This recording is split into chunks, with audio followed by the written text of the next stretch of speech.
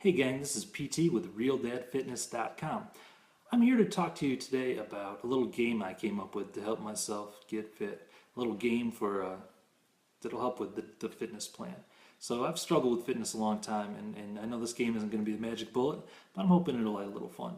So if you've been following my posts over at RealDadFitness.com, you know that I'm a big fan of gamification and the idea that we can take games and ideas from games and apply them to real world problems and get some real great solutions from that. And what I want to show you today, what I kind of want to prove is that, when a lot of people think about creating games, they think you need to be a programmer or have some mad computer skills or, at least, very least, buy some fancy app that costs a lot of money. But I want to show you this fun little game that I came up with that it involves things that you already have. Two things that you almost certainly already have in the house. One is a Tupperware container. The other is a bunch of toys. So if you've got kids, if you're like me, you certainly have a bunch of little toys laying around. In this case, these are like from a little food set. My daughter used to be really into playing with her little toy kitchen and these food toys. She's a little older now, she's not that into it, so I've just got these food items sitting around, not doing anything. I step on them, it hurts my foot, stuff like that. You know what I'm talking about. So if you notice, these food items are much bigger than this Tupperware container. There's no way this Tupperware container can contain all these food items. So therein lies the fun of this game. So what I'm going to do is I'm going to take this here food container and I'm going to, each day starting on day one, I'm going to put 3 items from the fruit basket into the container. The next day, day 2, I'm going to put 4 items from here into the container. Day 3, I'm going to put 5 items, and so on and so on. And eventually this is going to be full and the stuff's going to topple out. And when it's full, when stuff starts toppling out, I lose the game and I have to start over. This game's kind of based on a Tetris kind of approach where, in Tetris you always lose the game eventually, right? But it's a matter of how long can you keep it going before you lose. And each time you try to keep it going a little bit longer and get to a higher level. That's what this game's all about. So, you get that part right. I'm putting more and more items into this container. Now, how do we get items out of the container? By working out, that's how. So I've got this little list that you probably can't read very well, but I'll hold it up here for a second just to give you an idea. Each of these workout items has a point value. So the 2 workouts that I want to do most are bodyweight workouts and interval running.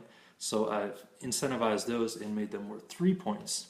And I'll put this down in the comments, or the text under the video so you can see it as well. I've made those 2 worth 3 points. Running, I get 1 point for each 15 minutes that I do it. Elliptical, 1 point per 15 minutes that I do it. Mowing the lawn, I get a point for.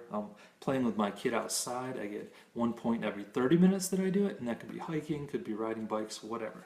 So now that you have a clear picture, you can kind of imagine, right? Each day I'm going to be, let's say it's day 2, I'm putting 4 items in here. And now, I just did a bodyweight workout, so I get to take 3 out.